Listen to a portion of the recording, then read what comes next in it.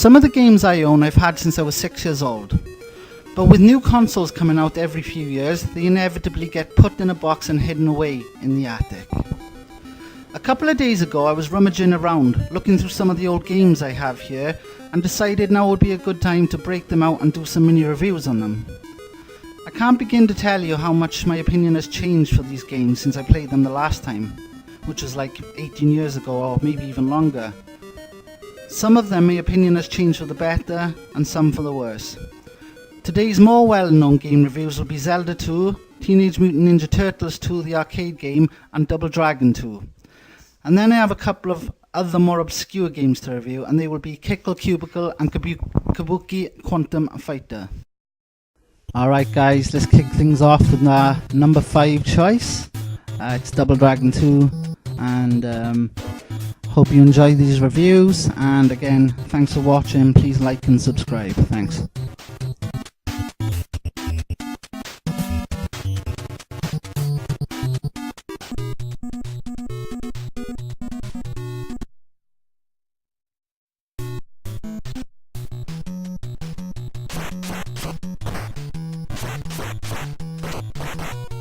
Double Dragon 2 was one of the first games I ever played, and definitely my first side-scrolling beat-em-up game. It's good, simple fun. It was originally released as an arcade game, but was ported to the Nintendo in 1989, I think. The home version, however, is drastically different from the arcade version, which to be honest goes for most home-ported games. I'm not sure what reception the game got back in the day, as back then I was young and didn't give two shits about reviews. But after playing through the game again, I love it. Beating up on enemies feels satisfying. The levels are all quite varied, the sound effects are pretty good for the time, as are the graphics. There are little cutscenes before each level to help you follow the story, which is quite good and quite a sparse feature at the time. The game is really good fun when you play it with a friend, offering two variations of multiplayer, A mode and B mode. The main difference being that if you select B mode, you can damage the other human player. If you hit them on, obviously A mode is friendly fire disabled. You can pick up a variety of weapons that the enemies drop, some used to directly hit the enemy and some are used as thrown weapons such as knives. There are 9 stages in all and some really awesome boss fights at the end of the stages. The game is simple, satisfying and great fun. The only downfall being that it is repetitive. That goes for all side-scrolling beat-em-ups though, so you can't hold that against the game too much. After playing this game around after many years of it being stuck in a box in my attic, I can honestly say that I'm glad I dug this game out to play with a mate while having a few beers. I give this game a 7 out of 10.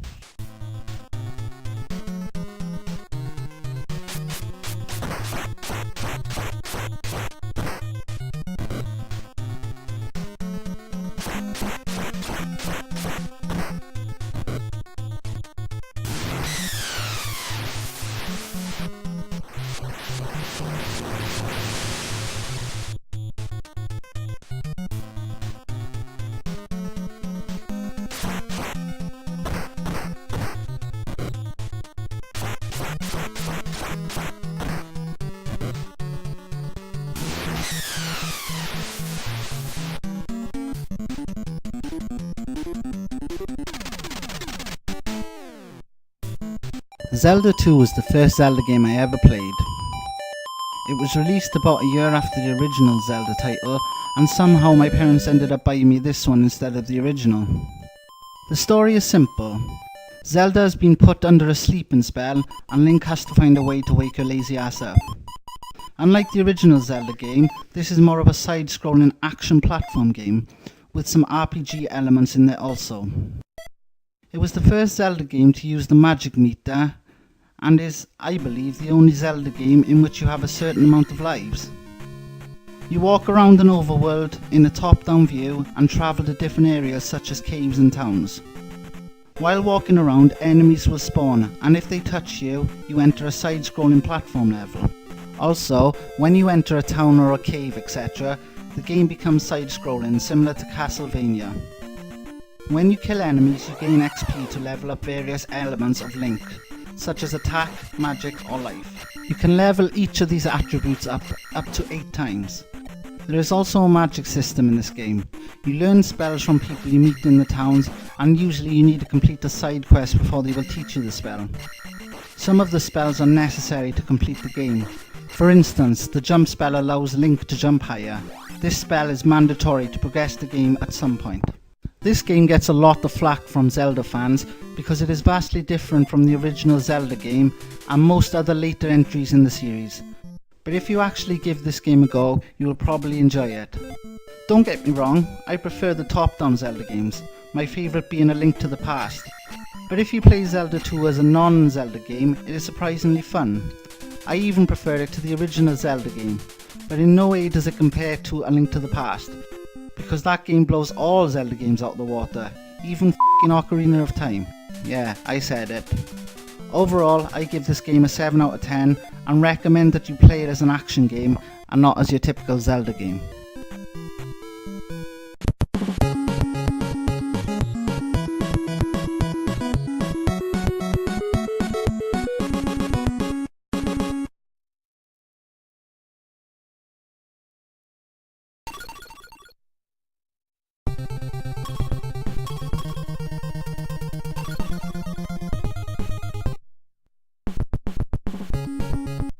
Teenage Mutant Ninja Turtles 2 is friggin' awesome. Back when I was a kid, Saturday morning cartoons were awesome. I'm serious. All you youngsters out there, I pity you. What we had in my day and age were the glory days of cartoons. Transformers, He-Man, Jason the Wheeled Warriors, Thundercats, Inspector Gadget, DuckTales, and of course Teenage Mutant Ninja Turtles. The list goes on and on. And yes, I realise that you kids have remakes of these cartoons now, but the magic isn't there. They just aren't as good as the originals were. I first played Teenage Mutant Ninja Turtles 2 at my mate's house. After playing for about 10 minutes, I decided that I had to have this game. I went home and begged my parents for it, and eventually they bought it for me. The game is a side-scrolling beaten up, and features most of your favourite characters from the cartoon. Obviously you get to choose from one of the 4 turtles to use through the game, but most of the other characters from the show make an appearance somewhere or another in the game, whether as a boss fight or just as a cameo. There's even levels inside the f***ing Technodrome, for God's sake. This game is colourful and fun to look at.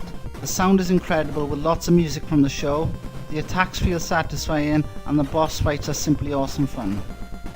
The difficulty is perfect in this game and offers just enough of a challenge to keep even the hardcore gamers interested. I remember almost crying once playing this game. I got to the final stage and BAM! The game crashed, which is one of the Nintendo's most common features of course. The multiplayer in this game is great and adds 10 times more enjoyment to the game. I think even kids today could enjoy this game, despite its age graphics, because let's be serious, today's gamers are used to at least PlayStation 2 graphics. Nevertheless, this game has the fun factor, and that is something that you can't put in a game just because the graphics are amazing. I give this game a 9 out of 10 and recommend it to absolutely everyone.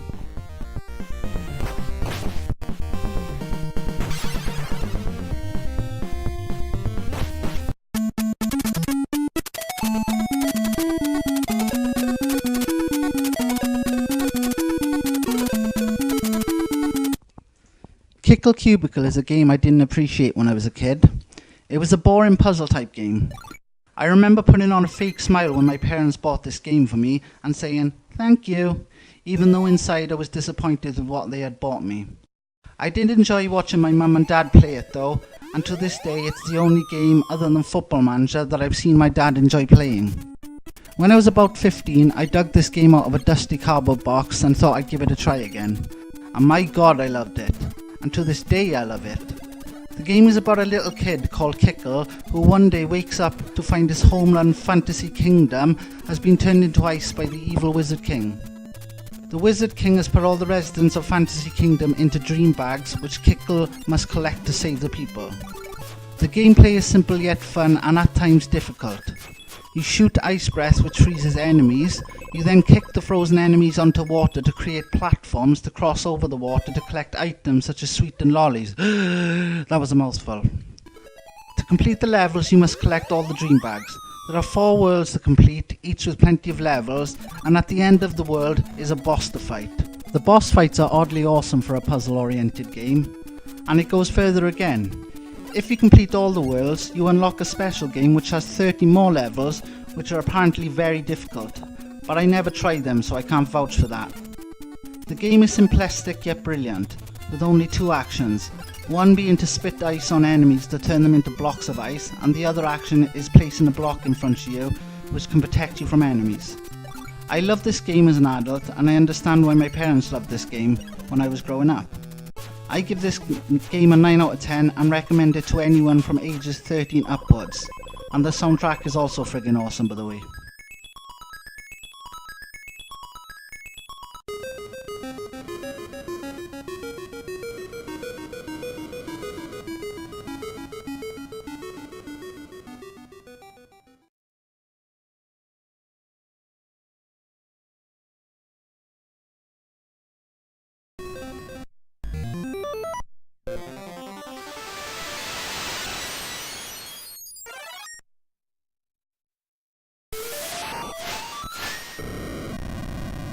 Kabuki Quantum Fighter is an underrated side-scrolling action game. This is one of the first games I ever played, and it has always held a special place in my heart. The graphics design is amazing, very creepy and dark, and the gameplay is hard but fair and rewarding. The story is pretty cool too. You play as 25-year-old Colonel Scott O'Connor, a military agent who has transferred his brain into raw binary code in order to combat a rogue program in the main defense computer. When O'Connor enters the system, his body forms the self-image of his ancestor, who was a kabuki actor. Your main weapon is your hair, in which you use to whip enemies to death. You pick up other weapons along the way too, mainly projectile type weapons. All are fun to use. The platform in this game is fun and challenging, and not unlike Mega Man, at the end of each stage is a room with a boss inside. Some of these bosses can be real difficult, so I hope you enjoy dying a lot. I don't understand why this game gets no recognition. It truly is a great game. The art direction is fantastic, the music is awesome, and the gameplay is better than most other games of this genre on the Nintendo. And with that said, I'm going to let the video end with me playing some Kabuki Quantum. I hope you've enjoyed Simple Retro Reviews, and your support is appreciated. Thanks for watching.